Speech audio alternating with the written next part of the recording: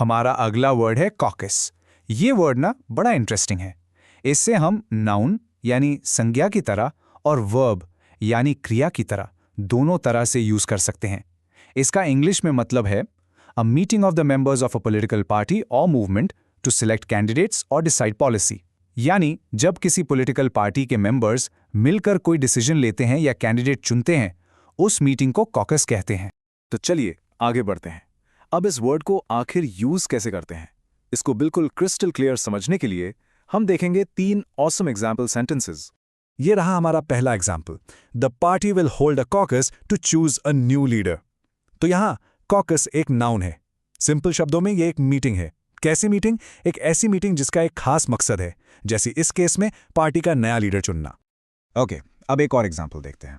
Members of the legislative caucus met to discuss the new bill. देखिए, यहाँ legislative caucus का मतलब है कानून बनाने वाले लोगों का एक ग्रुप, यानी लॉ मेकर्स, जो एक साथ बैठे हैं। क्यों? एक नए बिल पर बातचीत करने के लिए। और अब आते हैं सबसे इंटरेस्टिंग पार्ट पर। रेडी? अभी तक हमने कॉकस को नाउन की तरह देखा, अब देखिए वर्ब की तरह ये कैसे काम करता है। They plan to caucus tomorrow morning to finalise the strategy. देखा आपने, यहाँ टू कॉकस का मतलब है मीटिंग करना। ये एक एक्शन है, एक काम है जो वो कल सुबह करने वाले हैं। Simple right? तो सेंटेंसेस तो ठीक हैं, पर क्या आपने सोचा है कि ये वर्ड असल में रियल लाइफ में कहाँ यूज होता है? बिल्कुल, पॉलिटिक्स और न्यूज में ये बहुत कॉमन है।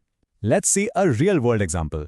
The Freedom Caucus has significant influence on legislative priorities, according to a recent report. तो जैसे ये फ्रीडम कॉकस है, ये एक एक्चुअल पॉलिटिकल ग्रुप है। न्यूज़ में आप अक्सर ऐसे ग्रुप्स के नाम सुनेंगे। इनका काम होता है एक साथ आकर इंपॉर्टेंट डिसीजंस पर अपना इन्फ्लुएंस यानी असर डालना। ओके, तो अब आपको कॉकस का मतलब और यूज दोनों समझ आ गया होगा। इसे और भी पक्का करने के लिए चलिए इसके कुछ सिनोनिम्स यानी मिलते जुलते शब्द और एंटोनिम्स यानी इसके ऑपोजिट वर्ड्स पर एक नजर डालते हैं। तो यहां देखिए, लेफ्ट साइड में है सिनोनिम्स।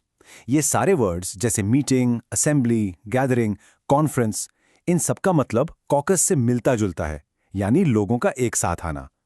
और राइट साइड में है एंटोनिम्स, यानी इसका ऑपोजिट, जैसे इंडिविजुअल एक्शन, जब कोई अकेले काम करे, या डिवीजन यानी बंटवारा। तो कॉकस जोड़ने की बात करता है और इसके एंटोनिम्स अलग होने की। बस आज के लिए इतना ही। मिलते हैं नेक्स्ट वीडियो में। Happy learning, bye bye.